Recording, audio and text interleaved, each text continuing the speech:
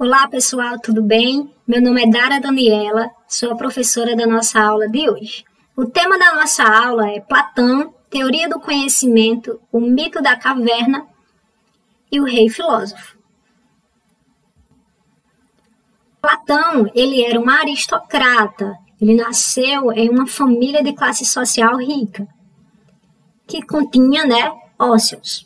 Na sua juventude, assim como os jovens atenienses, Platão, ele tinha um grande ânimo com a democracia, assistia os debates dos homens na ágora, nos mercados, enfim, ok? O termo democracia vem de duas palavrinhas gregas, de demos, que significa povo, distrito, e kratos, que significa domínio, poder, o que traz o significado de poder do povo ou governo do povo. A democracia era a estrutura de governo que era estabelecido em Atenas e também defendido pelas pessoas. Ao conhecer Sócrates, aos seus 20 anos, Platão percebe que essa estrutura de governo é falha. O Sócrates, ele era um grande questionador desse sistema de governo. Ao se tornar discípulo de Sócrates, Platão passa também a questionar esse sistema. A confirmação desses seus questionamentos, das suas críticas, foi logo após a condenação injusta de Sócrates. Ok? Sócrates ele foi condenado à morte por recusar os deuses e corromper os jovens. Após ver seu mestre ser morto, injustamente, condenado injustamente por esse sistema, Platão ele sai de Atenas, viaja por vários lugares, por várias polis, e ao se ver quase escravizado por um rei, por tentar fazer com que esse rei se tornasse filósofo, ele volta para Atenas e lá abre a sua primeira academia. Ele abre a sua academia, ok? E na academia, Platão inicia as suas teorias filosóficas, os seus diálogos. Teoria do conhecimento. Bom, pessoal, Platão ele estrutura o seu pensamento filosófico em 3 eixos: o metafísico, o ético e o político. O metafísico é onde ele passa a explicar, primeiro, o que é o conhecimento verdadeiro. Vamos aqui conhecer o que é o conhecimento verdadeiro, o conhecimento objetivo do mundo, e ao entender essas características, esse conhecimento objetivo no mundo, esse conhecimento verdadeiro, explicando pela metafísica, assim podemos entender as questões de ética, de política, ok? O que acontece? Platão, para desenvolver sua teoria do conhecimento, ele usa como referências 2 grandes filósofos pré-socráticos, que são Parmênides e Heráclito. Ele trouxe ao debate as confirmações desses 2 grandes e importantíssimos filósofos, ok? Vamos lá relembrar o que o Parmênides fala. Parmênides vai falar sobre a identidade do ser. Parmênides vai dizer a seguinte maneira: o ser é e o não ser não é. O que Parmênides está querendo dizer com isso, Dara? Parmênides ele vai dizer que a identidade do ser ela é única, ela é imutável, ok? E já Heráclito, Heráclito ele não rejeita as contradições e queria entender a realidade pelas suas mudanças e pelos seus devir. Enquanto Parmênides ela acredita numa identidade imutável, Heráclito ele passa a entender o conhecimento, a realidade através das suas contradições. O que seriam suas contradições, Dara? Através das suas mudanças, dos seus fenômenos, ok? O que acontece aí? O que o Platão vai dizer diante disso? Platão ele vai pegar, né, essas referências e vai dizer a seguinte maneira. Ele entendendo o pensamento lá, o pensamento filosófico de Heráclito e Parmênides, ele vai dizer da seguinte maneira. Olha, pessoal, existe um mundo onde as ideias, os objetos, elas são unas, elas não se modificam. Esse mundo, ele é inteligível, onde as ideias, a ideia de cadeira é somente uma ideia, a ideia de cachorro é somente uma ideia, o objeto, enfim, é tudo uno. As coisas, elas são unas, ok? Esse vai fazer parte do mundo inteligível. E esse nosso mundo, o mundo sensível, enquanto esse mundo inteligível existe somente uma ideia de cachorro, nesse nosso mundo sensível, existem várias ideias de cachorro. Por exemplo, existe o poodle, né? O pitbull, enfim, vários cachorros, raças, enfim. Enquanto no mundo inteligível só existe uma ideia, ok? Nesse nosso mundo sensível, ele é feito, né, diante dos fenômenos. Esse nosso mundo está sempre em constante mudança. Enquanto o mundo inteligível, não. As coisas, elas são unas, imóvel, ok? Permanentes. Enquanto nesse nosso mundo, o mundo sensível, ele está sempre em constante mudança. Ele está sempre diante da contradição lá de Heráclito. Ele está sempre se modificando, que nem Heráclito vai falar, ok? O que acontece? Como é que surge esse mundo sensível? Platão vai dizer que o mundo sensível, esse nosso mundo, ele existe, né, por conta do demiurgo. O demiurgo, ele pela ideia de bem, né, o demiurgo, ele vai criar o mundo sensível. Diante da ideia de bem, o demiurgo, ele cria o mundo sensível. Então, o que acontece? O mundo sensível, esse nosso mundo, ele é uma cópia imperfeita do mundo inteligível, ok? Nós podemos tirar duas coisinhas, né, dessa teoria de Platão, dessa sua metafísica. O que acontece? Podemos analisar uma dualidade, né, mundo inteligível e o mundo sensível, ok? O mundo inteligível, pessoal, Platão vai dizer que lá está a alma racional, a alma que adquire todo o conhecimento do mundo inteligível. Quando essa alma cai para um corpo, o Platão vai dizer que o corpo, ele é o templo da alma, ok? Quando a alma cai para dentro de um corpo, essa alma vai passar por um processo de esquecimento. Então, o que acontece? Platão vai dizer que, olha, nós não conhecemos, nós reconhecemos, porque nossa alma, ela já adquiriu, né, todo o conhecimento no mundo inteligível. Quando ela caiu para um corpo, né, ela caiu para o mundo sensível, para dentro de um corpo, ela passou por esse processo de esquecimento. Então, quando conhecer não é de fato conhecer, é reconhecer. Platão vai dizer que reminiscência é reconhecer, ok? Mundo inteligível, a alma, né, racional, e o mundo sensível vai fazer parte do nosso corpo, corruptível, né?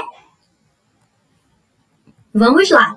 Eu trouxe um exemplo para vocês dessa etapa do conhecimento, ok? Vamos lá, de baixo para cima. Primeiro momento, a etapa do conhecimento é a opinião, é a crença. Platão vai dizer que tem pessoas que elas ficam por vontade própria, enfim, elas ficam somente nessa etapa, na etapa da opinião, da crença, das crenças, do dogma, ok? O segundo momento né?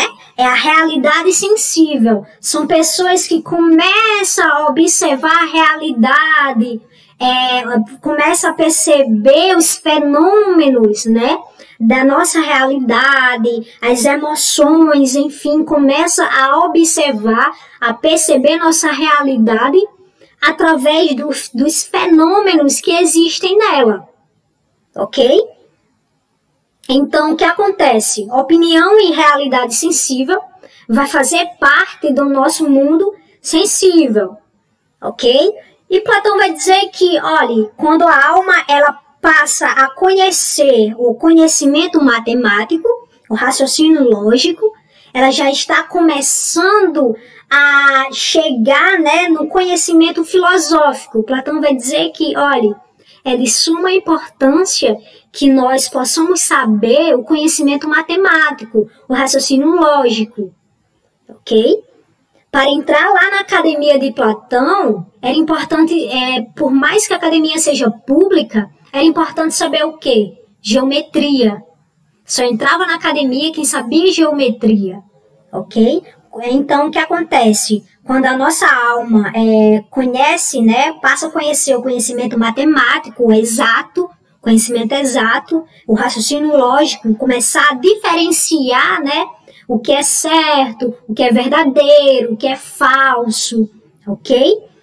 E por último momento, a epistemes, a ciência, a alma chega no mundo inteligível, que chega, no caso, num conhecimento filosófico, na intuição intelectiva, no conhecimento uno, ok? Podemos pegar, galera, perceber a etapa, né? A perspectiva, essa questão da etapa do conhecimento para Platão, o conhecimento racional da alma, ok? Vamos lá. Platão, ele faz o mito da caverna tentando explicar sua teoria do conhecimento através da alegoria da caverna. Em cima é o mundo inteligível e dentro da caverna é o mundo sensível. Ele vai retratar o mundo sensível dentro da caverna, ok? Dentro da caverna existe prisioneiros, né, amarrados, acorrentados. Em frente para a parede existem sombras de objetos. E atrás desses prisioneiros existem pessoas manipulando esses objetos, né? O que acontece? Platão vai dizer que esses prisioneiros, por a vida deles presos e pessoas manipulando esse conhecimento, esses prisioneiros acabam fazendo com que o que está na caverna, o que está na parede da caverna é a realidade, é a verdade. Ok? Podemos perceber também que o fogo é a manipulação da luz do sol, ok? Certo dia, um homem, um prisioneiro, foge da caverna, sai da caverna e conhece de fato o mundo inteligível, conhece a realidade, o que é a verdade. E Platão ele vai dizer a seguinte maneira: olha, se esse prisioneiro, né, esse homem aí que saiu e conheceu a verdade, começou a contemplar de fato o que é verdadeiro, conheceu a epistemes, o que é verdadeiro, as ideias unas, verdadeiras. Se esse homem voltar para a caverna, poderia acontecer, ou pode acontecer, duas coisas com ele. Primeiro, os prisioneiros vão zombar dele, e segundo, vão matá-lo. Isso ele vai fazer em referência a Sócrates. Sócrates, por fazer as pessoas se questionar diante dos conhecimentos que eram passados para elas, conhecimentos inquestionáveis, né? Sócrates, ele era um grande questionador. Olha lá o método socrático, que o método socrático fazia as pessoas reconhecer sua ignorância, né? Então, Platão, ele faz, o mito da caverna, ele faz uma grande referência a Sócrates, ok? E vamos lá agora para a teoria política, o rei filósofo, ok? Platão, ele desenvolve, pessoal, o seu primeiro diálogo na academia. E esse diálogo, seu livro, é A República. Nesse livro, ele explica as formações de governo e a forma ideal de governar, a forma educacional. É um livro muito bacana e muito importante para quem gosta de conhecer, de saber essas questões da educação, da política. Eu indico demais A República, ok? Vamos lá. Platão ele vai dizer que, olha, o processo educacional é pela paideia. A paideia, ela tem, né, como tarefa instruir os cidadãos, desculpa. O processo se dá pela forma dialética. Forma dialética é, de fato, pelo diálogo, ok, pessoal?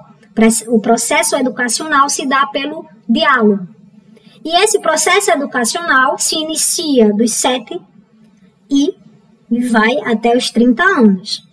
E nesse processo educacional, Platão vai dizer que, olha, as mulheres estão inseridas no processo educacional. Olha aí o Platão bem à frente aonde ele estava inserido, né? Que até então as mulheres não tinham direito da educação. Platão incluindo a mulher até o direito da educação, ok? Platão, então, ele vai dividir a polis de 3 maneiras. Vamos lá, de baixo para cima. Os produtores, aí vai estar inseridos os artesãos, os produtores, enfim. A segunda parte são os guardiões, né?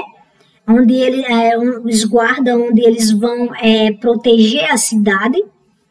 E no último momento, né? Ou então primeiro, é o governante, ok? Platão ele vai dizer que então os produtores, o conhecimento, os produtores eles não podem governar porque o conhecimento dele, a alma, né, racional deles, enfim, só vai ficar na questão da opinião, da crença. Por isso que os produtores eles não podem governar, porque a alma deles vai ficar somente nesse processo de conhecimento deles, né? Vai ficar somente na questão do doxa, das crenças, ok? Já os guardiões, eles vão passar, né, a conhecer a questão da realidade sensível. Vai começar a observar a realidade através dos seus fenômenos, né? A questão da emoção, da questão da realidade, a emoção da alma, né? E o governante, a alma racional, a alma que conhece o que é o conceito de justiça, a ideia de justiça. Por que o governante? Porque ele chega, né, a alma racional, aí nós podemos ver, né, as 3 etapas da alma. O primeiro momento é aquela que fica somente na opinião, que são os agricultores, artesãos, enfim. O segundo momento é a alma da emoção, né, emocional, que vamos perceber a questão da realidade sensível, ok? E no terceiro momento é a alma racional, que conhece, que contempla o conhecimento verdadeiro, conhecimento inteligível. É a alma que conhece o conceito de justiça, é a alma que contempla o sumo bem. Portanto, uma polis bem ordenada é uma polis que é governada por um rei. E esse rei é o filósofo, porque o filósofo, ele contempla a justiça, ele sabe o que é a justiça em si mesma. O filósofo, ele contempla, né, o bem, ok? Por isso que para governar uma polis tem que ser o filósofo. E por último, eu trouxe para vocês as formas de governo de Platão. Primeiro momento é a forma de governo pura, né, boa. E o segundo momento é a forma de governo impura, ruim, enfim. Primeiro momento, forma de governo pura é a monarquia. Porém, pessoal, essa monarquia, lembrando, quem tem que governar é o filósofo, ok? Aí a monarquia, primeiro momento. O segundo momento é a aristocracia. E em terceiro momento terceiro lugar é a democracia, ok? Por mais que o Platão critique a democracia ela está nas formas de governos boa, ok? Em terceiro momento, na forma de governo boa. Monarquia, governo que só um governa. Aristocracia, governos de poucos governam. E democracia, governo que muitos governam. E o contrário dessas formas de governo, né, as formas ruins, as formas impuras, primeiro momento é a anarquia. A anarquia é o contrário da monarquia. O segundo momento é a oligarquia. A oligarquia é o contrário da aristocracia. E, por último, né, é a tirania. A tirania é o contrário da democracia. Ok, pessoal? Essa foi a nossa aula de hoje. Eu espero que vocês tenham gostado. E tchau, tchau.